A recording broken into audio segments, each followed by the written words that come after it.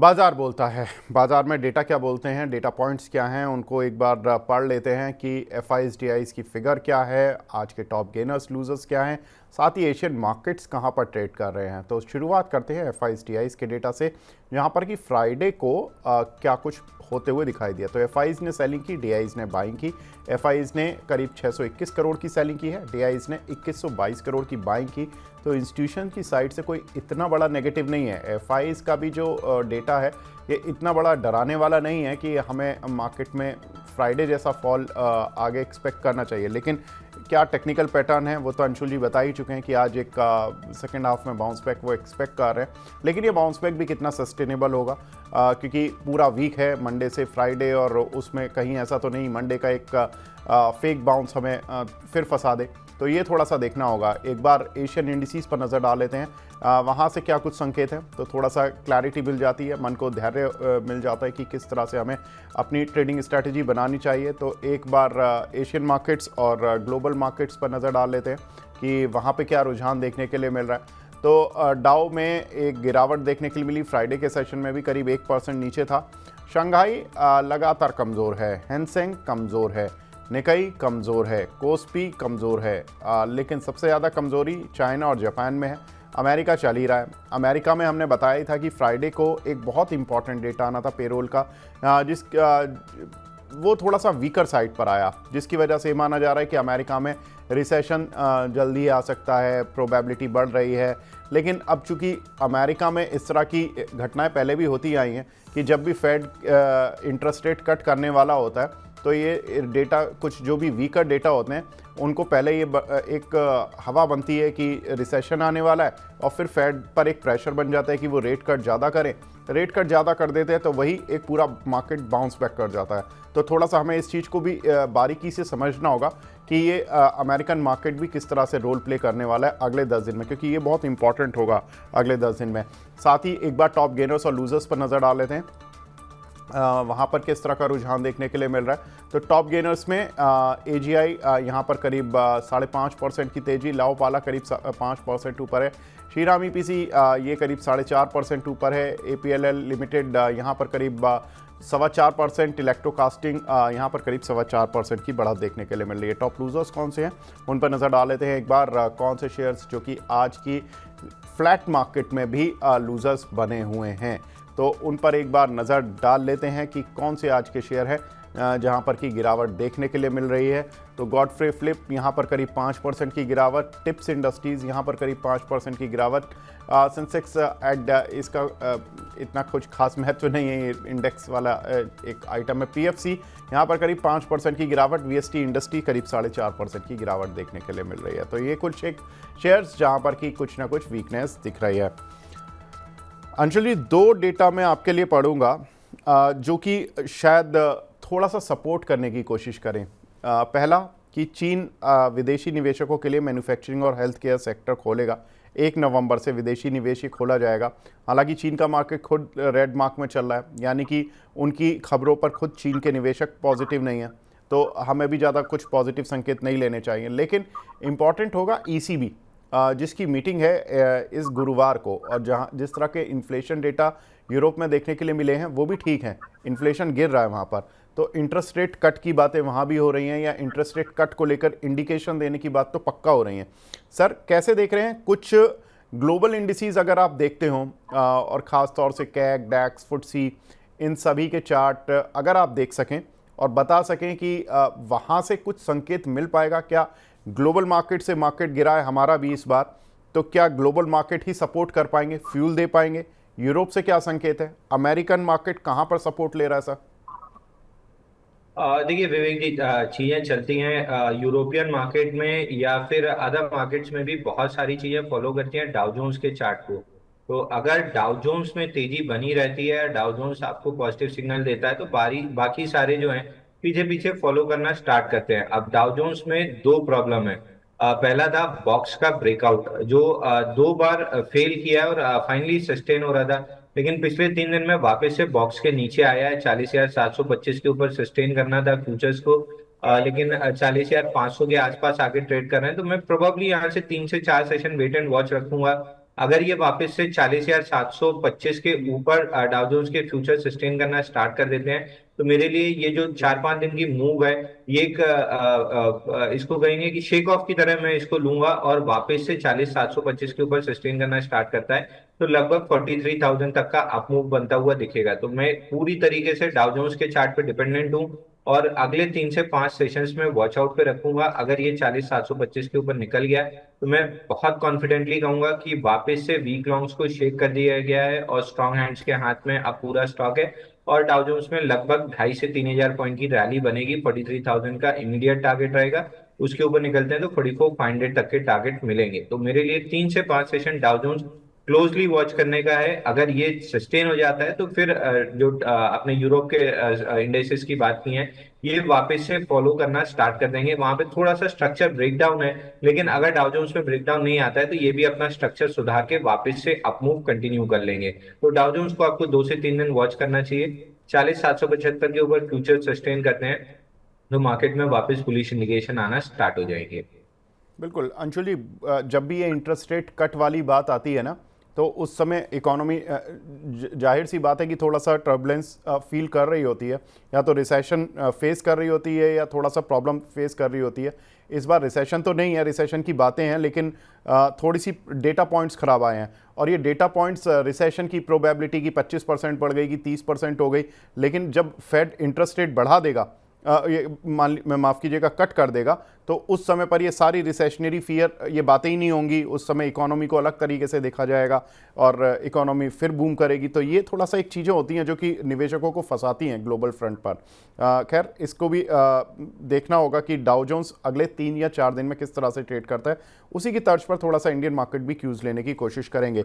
लेकिन कुछ एक दर्शकों के सवाल भी मिल रहे हैं सर, उनको भी लेना शुरू कर देते हैं। एक हमारे दर्शक हैं दीपक जुगाट जी, वो जय बालाजी इंडस्ट्रीज़ पर सवाल पूछ रहे हैं सर। पूछ रहे हैं कि बोथ शेयर्स, इनके दो सवाल हैं, ओसवाल सीड और जय बालाजी, और बोल रहे हैं कि sir both shares falling down, please advice.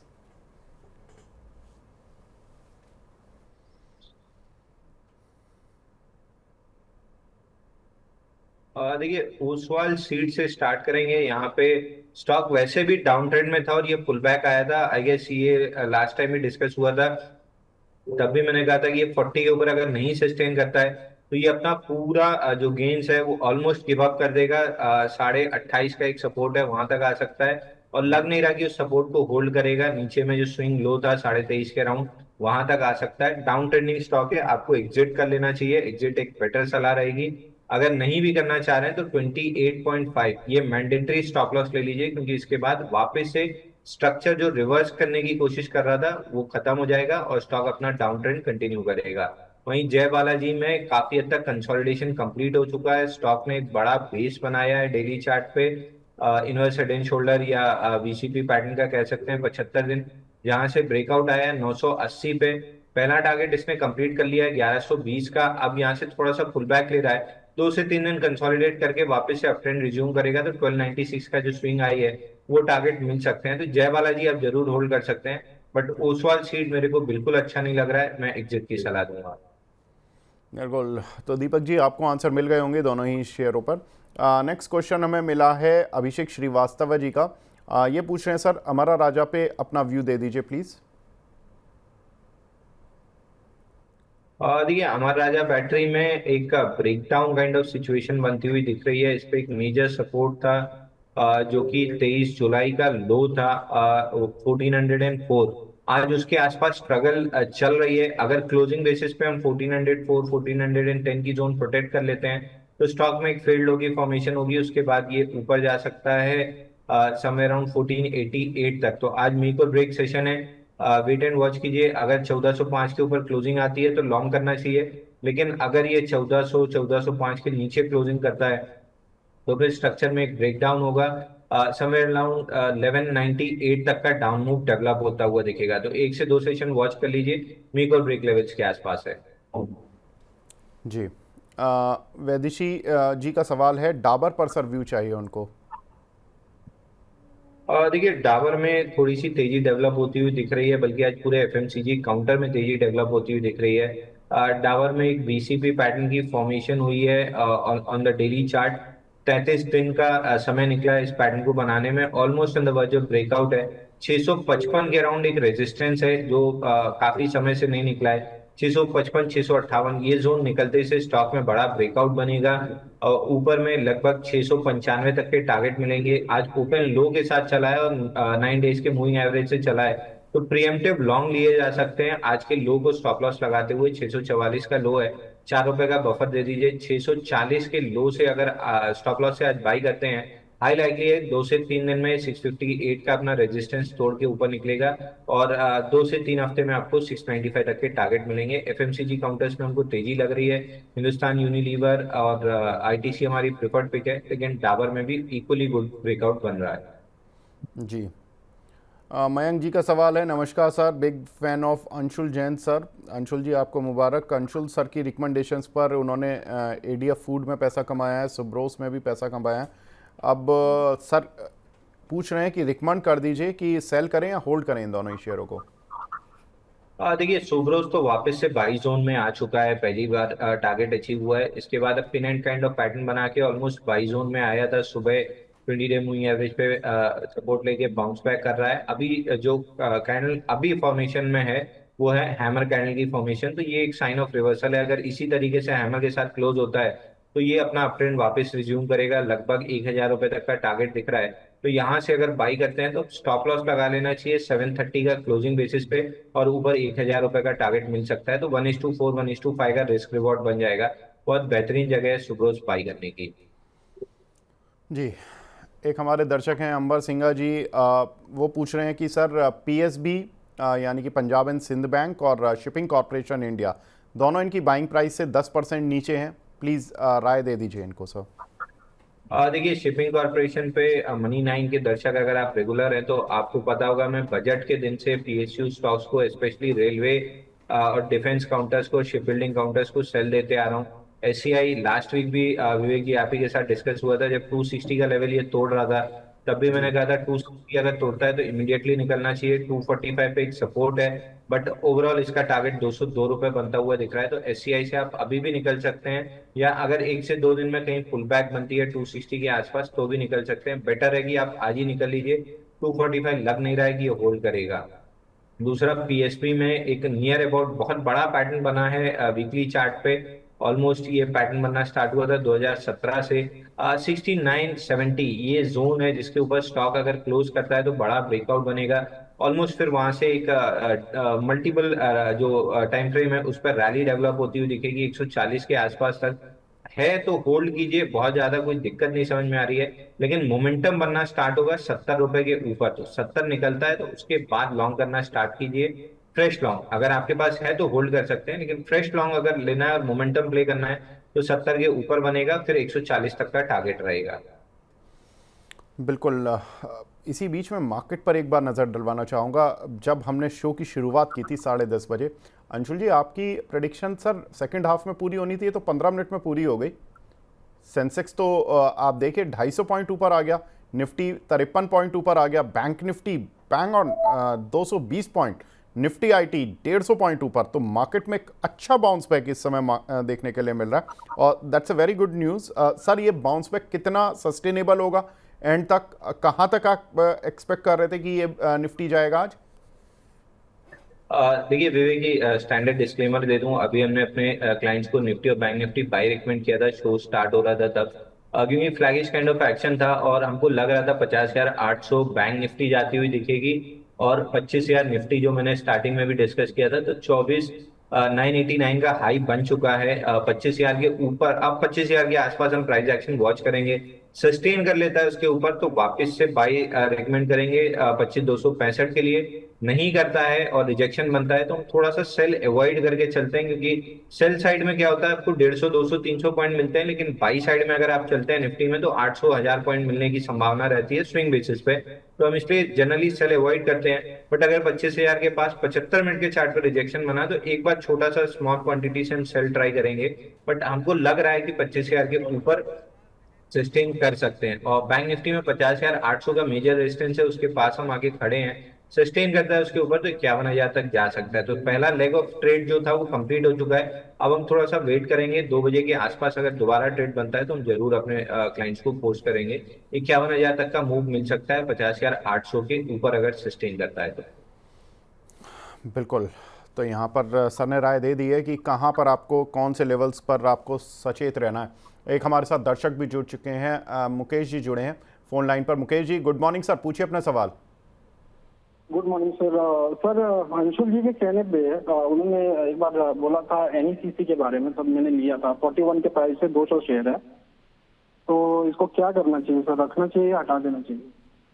NECC Anshul जी आपने 41 रुपये पर बोला था, मुझे तो याद है सर आपने मेरे ही शो में मेरी ही बात हुई थी आपसे, 34-35 रुपये के आसपास बोला था सर। उसके बाद भी अगर आपने रिकमेंड किया तो बता दीजिए सर कि कहाँ पर आपको इसमें रिकमेंड कर रहे हैं आप आगे।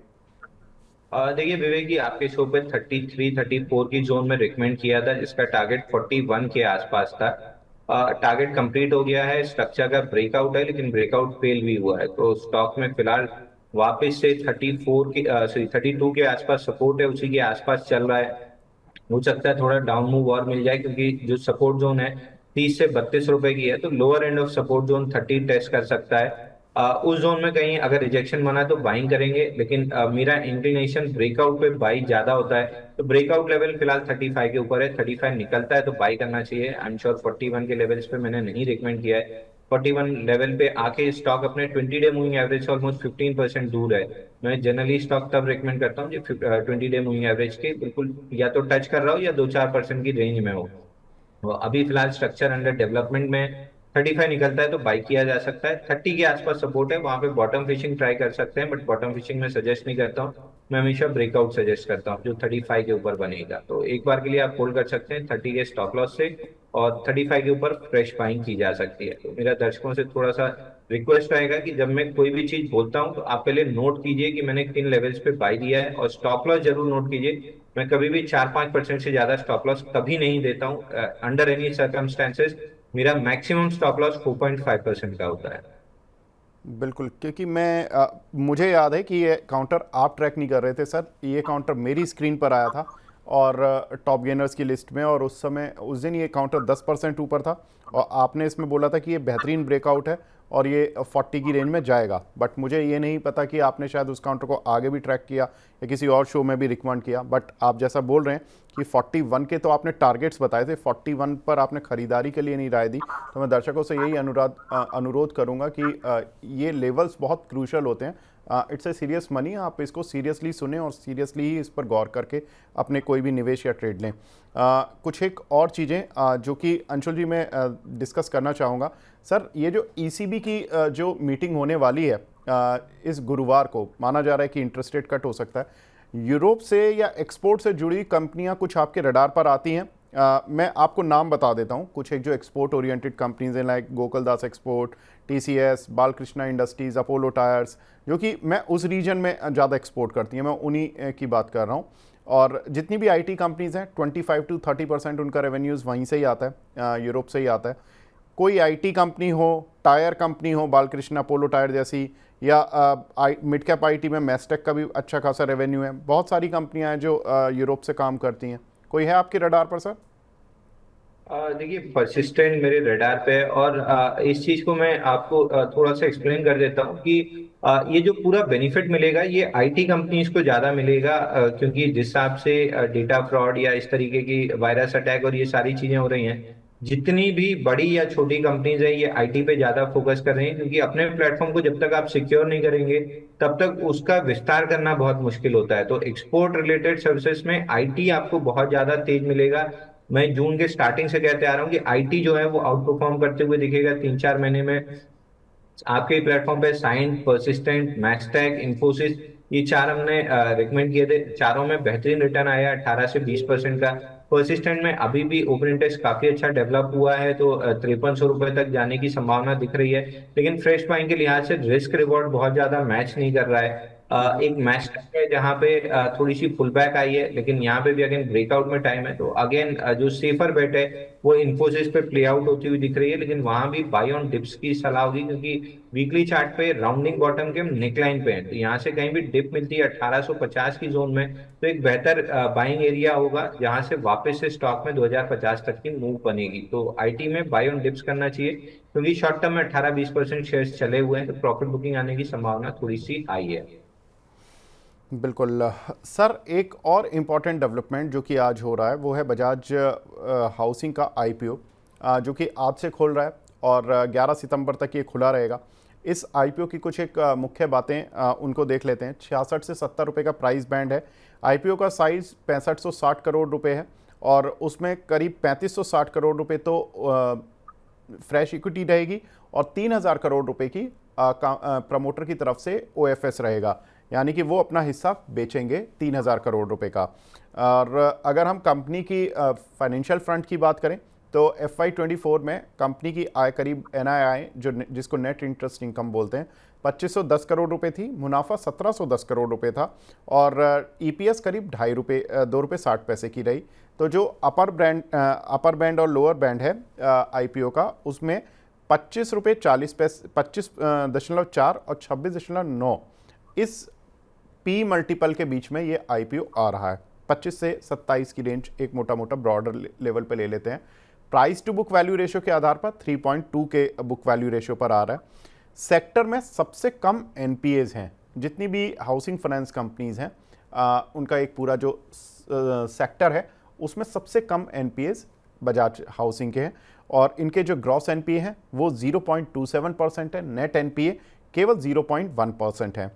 अब इसमें प्रमोटर जो हैं वो हैं बजाज फाइनेंस, जिसके शेयर में हमने एक जंप भी आता हुआ देखा। पिछले 1 या 2 वीक में हमने देखा कि ये 6800 से काउंटर 7300-7400 तक पहुंचा। इनका 100% हिस्सा है। अब ये स्टेक डाइल्यूट कर रहे हैं, यानी 3000 करोड़ रुपए अपना IPO में बेच रहे हैं हिस्सा। तो पोस्ट IPO इनका हिस्सा करीब कंपनी में घट के 88% के आसपास आ जाएगा। अब बजाज फिनसर्व क्यों चल रहा है? बजाज फिनसर्व इसलिए चला कि बजाज फिनसर्व होल्डिंग कंपनी है बजाज फाइनेंस की। तो बजाज फाइनेंस होल्डिंग कंपनी है बजाज हाउसिंग की और बजाज फाइनेंस के ऊपर जो उनकी होल्डिंग कंपनी है वो है बजाज फिनसर्व, जिसका कि बजाज फाइनेंस में करीब 51.34% हिस्सा है। अंशुल जी, IPO पे तो मैं आपसे, अगर आपकी कंपनी या आप थोड़ा सा देख रहे हैं बजाज हाउसिंग के IPO को, तो उस पर थोड़ा टेक लेना चाहूँगा। दो आई नो कि आप डेरिवेटिव और टेक्निकल एनालिस्ट हैं, लेकिन मैं बाउंसर नहीं दे रहा हूँ सर आपको। लेकिन दूसरा जो आपको स्पिन बॉलिंग में दे रहा हूँ वो ये है कि अगर बजाज फाइनेंस या बजाज फिनसर्व जो कि ऑलरेडी चल चुके हैं, इसी खबर पर चले हैं, क्या लगता है कुछ और रूम मिलेगा अगले 3 दिन में या वहां पर प्रॉफिट बुक कर लेना चाहिए? देखिए, बजाज फाइनेंस और बजाज फिनसर्व थोड़े से एक्सटेंडेड है, लेकिन बजाज फाइनेंस में ओवरऑल स्ट्रक्चर पे देखें तो बड़ा मूव डेवलप होते हुए दिख रहा है। बॉक्स के लोअर एंड से चला है, लगभग 155 हफ्ते का बॉक्स था जिसके लोअर एंड से चला है, तो बॉक्स का हाई जो है ये टारगेट बनता है और बॉक्स हाई है 8100 के आसपास। तो जो मूव चालू हुई है 6600 रुपए से, उसका टारगेट 8100 की रेंज है। अभी मिड ऑफ द रेंज आके खड़ा हुआ है, यहाँ पे फ्रेश ब्रेकआउट 7400 के ऊपर बनेगा। तो बजाज फाइनेंस आपको इंट्राडे या 1 से 2 दिन के मूव की जगह थोड़ा सा 4 से 6 महीने का व्यू लेके चलते हैं, तो ना सिर्फ 8100 का लेवल मिलेगा, बल्कि अब 160 हफ्ते, तब तक 160-165 हफ्ते निकल चुके रहेंगे। ब्रेकआउट बनता है तो स्टॉक में 11,000 रुपए तक की अपमूव बनेगी। तो ये पोर्टफोलियो PMS या लॉन्ग टर्म होल्डिंग वाला जो स्टॉक कैटेगरी में आता है, ये उस कैटेगरी का स्टॉक है। लोअर एंड से चला है, मिड पे है, यहाँ पे फ्रेश बाइंग करना चाहिए अपर एंड के लिए, और अपर एंड के ब्रेकआउट के बाद फिर एक्सटेंशन प्ले करना चाहिए। तो 2 टारगेट आपको दे रहा हूँ, 8100 का, और 8100 के ऊपर जब ब्रेकआउट बनेगा तो फिर समवेयर अराउंड 11,000 तक के टारगेट मिलेंगे। आप ही के प्लेटफॉर्म पे 2 ऐसे स्टॉक मैंने रिकमेंड किए थे जो बॉक्स के लोअर एंड से चले थे 1440 के आसपास। इन्फोसिस आधे के बॉक्स हाई ब्रेकआउट देके वो खड़ा हुआ है। दूसरा स्टॉक जो हमने रिकमेंड किया था वो था एशियन पेंट्स, वो भी देखिए बॉक्स के मिड तक आ गया, बॉक्स के हाई 3500 3550 तक जा सकता है। तो ये उसी कैटेगरी का स्टॉक है, तो इसको थोड़ा सा स्विंग बेसिस पे खरीदना चाहिए। दूसरा, बजाज फिनसर्व में भी सिमिलर पैटर्न है, यहाँ पे बॉक्स का ऑलमोस्ट ब्रेकआउट आ चुका है। अब यहाँ से पुल बैक कहीं भी मिलता है 1820 के आसपास तो लॉन्ग करना चाहिए। 2050 तक के आपको स्विंग बेसिस पे टारगेट मिलेंगे, जो अगेन 4 से 6 महीना समय लगा सकता है। तीसरा, IPO हम ट्रैक करते हैं विवेक जी, अगर अच्छे IPOs आ रहे हैं तो जरूर ट्रैक करते हैं। बजाज हाउसिंग हमें काफी अच्छा लग रहा है। हम अपने क्लाइंट्स को बाई रिकमेंड दे रहे हैं, बट अगेन इस सलाह के साथ दे रहे हैं कि जब इस आईपीओ की लिस्टिंग होगी तो तीनों काउंटर्स में थोड़ी सी सेलिंग आएगी, तो लिस्टिंग के समय आप प्रॉफिट बुकिंग करके तीनों स्टॉक्स में प्रॉफिट बुकिंग कर लें और फिर थोड़ा सा नया बेस बनने का वेट करें। तो जब तक लिस्टिंग नहीं आ रही है, हाई लाइकली है कि इन दो काउंटर्स में बाइंग बनी रहेगी और आईपीओ में भी काफी अच्छा सब्सक्रिप्शन आएगा। जब एसएमई में जो आईपीओ आया था 12 करोड़ का, जिसमें थोड़ी सी कुछ अलग तरह की न्यूज़ेस भी चल रही हैं, जी उसमें जब 6 करोड़ रुपए मिल गया था, तो बजाज जैसे अच्छे नाम को मैं मान के चल रहा हूँ कि करीब करीब 50-60 गुना, पेसिमिस्टिकली भी बात करें तो 50-60 गुना ओवर सब्सक्राइब तो जरूर होगा इस आईपीओ। बिल्कुल। तो यानी कि सब्सक्राइब करने की राय है लक्ष्मी श्री इन्वेस्टमेंट की तरफ से। और इस काउंटर में जब लिस्टिंग गेन के लिए आप एक बार घुसें, अगर लिस्टिंग गेन मिलता है तो एक बार फिर रिव्यू कर लेंगे कि उस दिन क्या परिस्थितियां हैं। लेकिन लिस्टिंग गेन मिलने के काफ़ी चांसेस हैं, क्योंकि बजाज ग्रुप का आईपीओ करीब 30 साल बाद आया। तो और बजाज ग्रुप एक बड़ा ब्रांड है और आईपीओ भी कोई इतना महंगा नहीं लग रहा इन टर्म्स ऑफ वैल्यूएशन, क्योंकि 25 से 27 का पी मल्टीपल, ये भी FY24 की ईपीएस को देखते हुए। अगर हम FY25 FY26 जो ब्रोकिंग हाउसेस के जो एस्टिमेट्स होते हैं उनको डिस्काउंट करेंगे तो थोड़ा और सस्ता हो जाएगा। तो वैल्यूएशन के आधार पर तो वैल्यूएशन ठीक है, PE/EPS के आधार पर price to book value ratio जरूर 3.25 का है, वो भी ठीक है, कोई मतलब महंगा इतना नहीं कह सकते, क्योंकि हमने बहुत सारे प्राइवेट बैंकिंग स्पेस में, प्राइवेट NBFC स्पेस में थोड़े price to book value ratio higher होते हुए देखे हैं।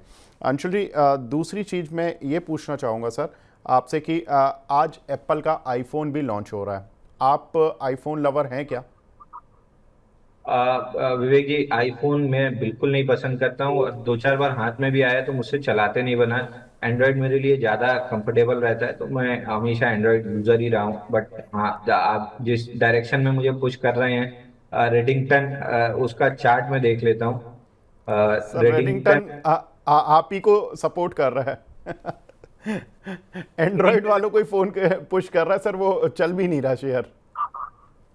देखिए, रेडिंगटन में एक ट्रायंगल पैटर्न की फॉर्मेशन है और ट्रायंगल के लोअर एंड पे है, तो अगर ये 190 के नीचे क्लोज करता है तो ट्रायंगल का ब्रेकडाउन होगा। उसके बाद स्टॉक में लगभग लगभग 170-175 तक की डाउन मूव बन सकती है।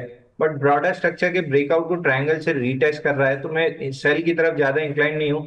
170-174 की रेंज में अगर मिलता है तो वहां पे थोड़ा सा बाइंग कर सकते हैं बॉटम फिशिंग की तरह, और वापस से स्टॉक अप ट्रेंड रिज्यूम करेगा। बट मेरी सलाह ये रहेगी कि बेटर काउंटर्स हैं मार्केट में प्ले करने के लिए, जहां पे अच्छा स्ट्रक्चर और तेजी है, तो वहां पे फोकस करना ज्यादा बेटर रहेगा बजाय किसी स्टॉक में बॉटम फिशिंग करने के। जी, अब हमारे साथ दूसरे खास मेहमान भी जुड़ चुके हैं। हमारे साथ जुड़े हैं कुश खोडसारा जी, मार्केट एक्सपर्ट हैं। Kush sir, hi, good morning, after very long time आपने समय दिया सर, बहुत बहुत शुक्रिया हमसे जुड़ने के लिए।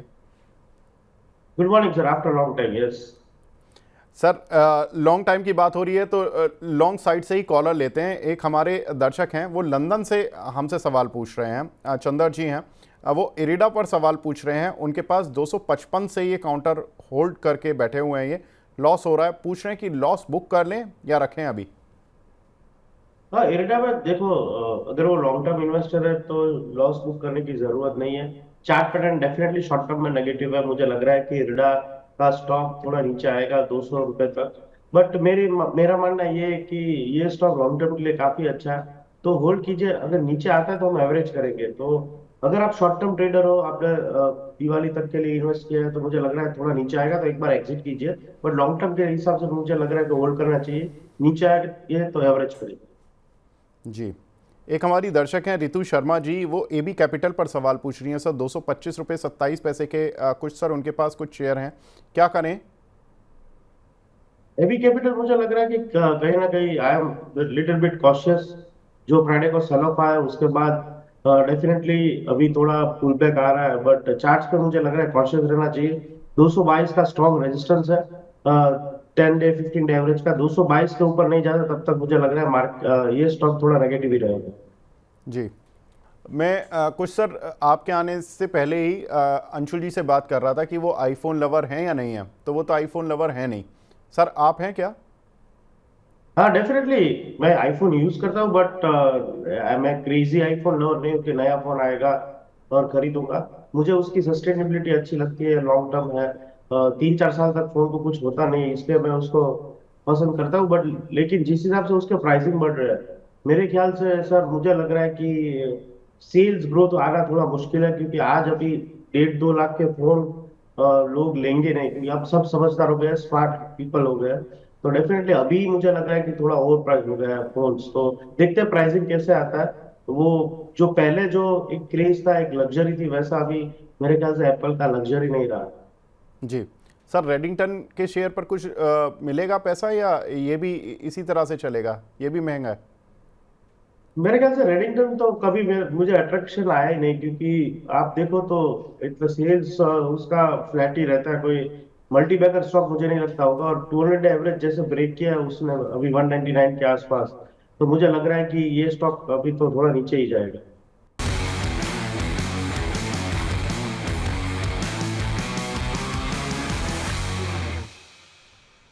शेयरों पर एचडीएफसी स्काई के इन हाउस एक्सपर्ट्स की राय जानने के लिए अभी डाउनलोड करें एचडीएफसी स्काई ऐप, जहां पर आप शेयरों पर रिकमेंडेशंस भी ले सकते हैं। ऐप डाउनलोड करने के लिए स्क्रीन पर दिए क्यूआर कोड को स्कैन करें।